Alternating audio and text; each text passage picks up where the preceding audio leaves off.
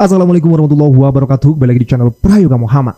Terbongkar fakta baru lagi soal foto ijazah dari Pak Jokowi. Nah ya, gue melihat ada netizen yang membongkar ini guys. Dipikir-pikir, iya juga gitu ya. Karena kan digembor-gemborkan Pak Jokowi kan wisuda itu November 85 ya. Tapi kenapa ada yang aneh nih? Di foto itu tertulis Desember 85. November dan Desember guys, ini beda bulan. Kenapa kok seperti ini? Sedangkan kalau kita wisuda itu kan ya hari itu juga kita berfoto-foto ria kan? Iya nggak sih? Coba guys, kalian yang sudah wisuda. Kita wisuda, selesai foto dengan orang tua, dengan teman-teman kan di hari yang sama gitu ya. Dengan kita menggunakan toga, membawa ijazahnya gitu. Tapi di situ tertulis Desember 85 guys. Apakah ini hasil cetaknya apa gimana gitu ya. Nah tentu hal ini membuat kita bertanya-tanya juga gitu ya. Karena kan dari temannya Pak Jokowi, Bu Ova Emilia pun mengatakan November 85. Dan juga dibedah oleh netizen di salah satu website gitu ya. Di situ ada yang menuliskan wisuda dilaksanakan 3 kali dalam setahun katanya. Di bulan Mei, Agustus, dan Desember. Justru tidak tertulis di situ November ya. Dan itu tertulis langsung di website Universitas Gadjah Mada. Perjalanan wisuda UGM dari Keraton hingga GSP 21 Februari 2019. Teman-teman semua, tentu ini menjadi fakta baru dan apakah UGM bisa membantahnya? Oke, kita lihat videonya. Akhirnya teka-teki yang ada di dalam foto wisuda ini terbongkar sudah saat ini. Jadi di dalam foto ini saya selalu bertanya kenapa foto yang dikatakan wisuda pada bulan November 1985, tetapi date stamp pada foto ini tertulis jelas Desember 85. Date stamp atau kode bulan dan tahun ini biasanya di dalam fotografi di era 80-an itu menandakan bahwa ini merupakan bulan dan tahun cetak dari foto yang bersangkutan. Teman-teman semua, mengenai tanggal foto tersebut yang akhirnya berbicara sendiri ya, Desember 85. Tentu ini akan menjadi bahan yang sangat bagus sekali untuk Pak Roy Suryo yang membedahnya. Karena beliau memang ahli dalam fotografer ya. Nah, ini akan menjadi pertanyaan yang sangat besar lagi. Dan apakah, sekali lagi ya, UGM bisa membantahnya? Kita lanjut. Joko Widodo dinyatakan lulus dari UGM pada tanggal 5 November 1985. Dan UGM telah memberikan ijazah yang sesuai dengan ketentuan kepada yang bersangkutan saat diwisuda tanggal 19 November 1985. Padahal faktanya, sejak tahun 1976, kalender akademik Universitas Gadjah Mada hanya mencatat bahwa dalam 1 tahun, Universitas Gadjah Mada hanya melakukan wisuda sebanyak 3 kali, yaitu pada bulan Mei, Agustus, dan Desember. Jadi tidak ada dan tidak pernah UGM melakukan wisuda pada bulan November. Dan jadwal wisuda sebanyak 3 kali dalam setahun ini terus berlangsung di dalam kalender akademik Universitas Gadjah Mada menjelang awal tahun 2000-an. Atau tepatnya setelah wisuda dilakukan di Geraha Sababramana. Tidak lagi di Balairung atau di gedung pusat Universitas Gadjah Mada. Ya, oke teman-teman, selamat datang kembali di channel ini. Ya, kita terus mengikuti bagaimana perkembangan kasus di ijazah Pak Jokowi.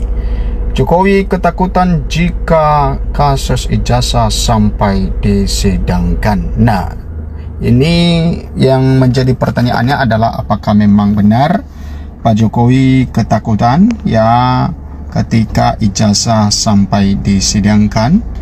Ya tentu kalau disidangkan teman-teman maka akan ketahuan ijazah Pak Jokowi seperti apa. Ya tentu asli atau tidak itu yang menjadi tujuannya untuk membuktikan ijazah Pak Jokowi itu ya seperti apa. Nah tentu dari putusan hakim tersebut, dari putusan majelis hakim, maka ada konsekuensi ya, seperti kalau misalnya ijazah Pak Jokowi misalnya ya asli, maka tentu konsekuensinya adalah Roy Suryo CS akan dipenjara yang masih tersisa tersangka kasus dugaan ijazah Pak Jokowi ini. Ya ada masih 6 orang yang masih jadi tersangka di dalam hal itu, dan itu semuanya nantinya akan tentunya akan jadi ya dipenjara kalau misalnya pembuktian keputusan hakim ijazah Pak Jokowi asli. Nah kalau misalnya seperti yang mereka tuduhkan Roy Suryo CS ini, maka tentu otomatis ya tersangka mereka pasti akan gugur ya, tidak mungkin mereka dipenjara. Dan tentu ada langkah hukum yang mereka ambil tentunya, itu sudah pasti ya, karena mereka pasti tidak akan berhenti sampai di situ saja. Oke, di sini dikatakan belakangan ada semacam sayembara Solo kepada seluruh pendukung Joko Widodo alias Jokowi. Siapa saja yang bisa membawa para pejuang ijazah palsu sowan ke Solo dan berdamai dengan Jokowi akan mendapatkan UPT besar. Hal ini dikatakan Koordinator Non-Litigasi Tim Advokasi Anti Kriminalisasi Akademisi dan Aktivis Ahmad Khozinuddin melalui keterangan tertulis dikutip Senin 26 Januari 2026. Pejuang ijazah palsu yang dimaksud adalah Kurnia Trirohyani, M. Rizal Fadilah, Rustam Effendi, Roy Suryo, Tifauzia Tiasuma alias Dr. Tifa, dan Resmond Haseholan Sianipar. Ya, memang teman-teman bahwa ada dua orang yang sudah berdamai dengan Pak Jokowi, yaitu Egy Sujana dan juga Damai Hari Lubis. Ya, dan tentu ya kita tahu rekam jejak mereka, bagaimana mereka dulunya bersuara keras mengenai ijazah Pak Jokowi, tetapi tiba-tiba ya berdamai dengan Pak Jokowi sendiri. Nah, itu yang disampaikan oleh Ahmad Khozinuddin, bagaimana dengan hal itu ya untuk membongkar ijazah Pak Jokowi ini. Ya, tentu seperti Rismond, Roy, dan mereka tetap ya merujuk pada ya bagaimana dengan ijazah Pak Jokowi ini asli atau tidak.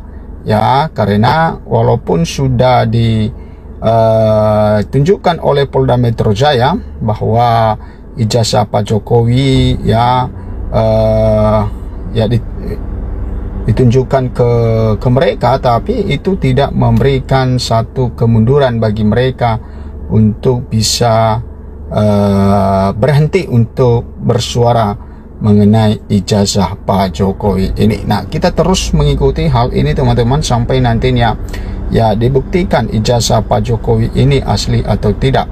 Karena tanpa dibuktikan maka tentu kalau misalnya berhenti kasusnya teman-teman, maka masyarakat akan bertanya-tanya seperti apakah ya ijazah Pak Jokowi itu.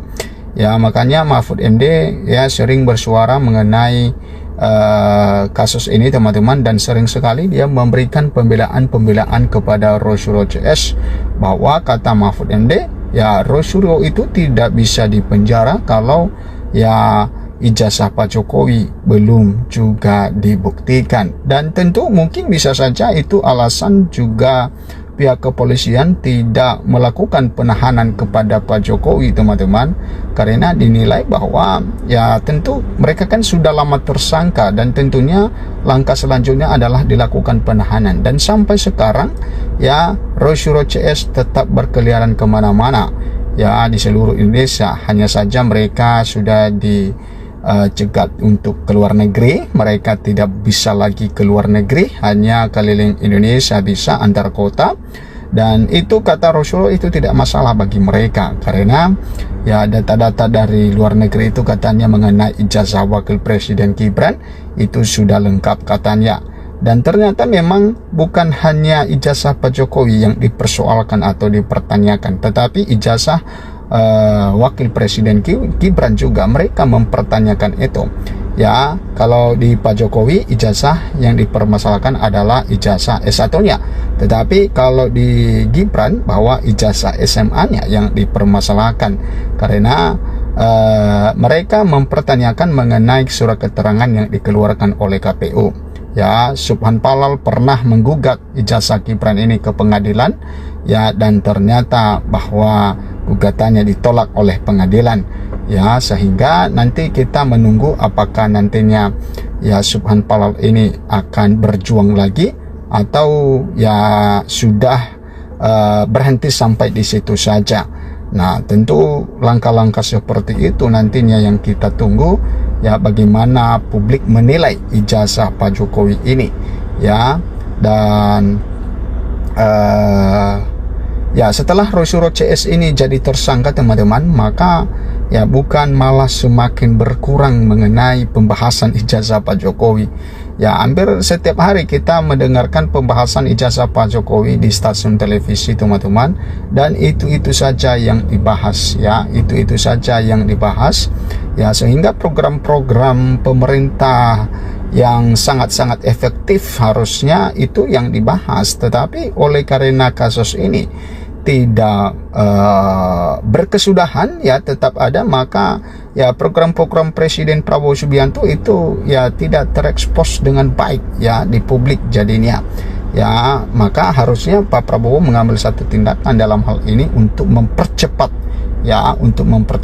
pembuktian ijazah Pak Jokowi ya, supaya program-programnya itu bisa diketahui oleh masyarakat. Ya, bagaimana masyarakat mengetahui program-program Pak Prabowo ya, sedangkan ya sudah habis tenaga, sudah habis waktu untuk ya mengungkap ijazah Pak Jokowi. Nah, teman-teman ya, semoga semuanya terang benderang, dan tentu yang kita harapkan adalah kepastian hukum apakah ijazah Pak Jokowi asli atau tidak. Itu saja.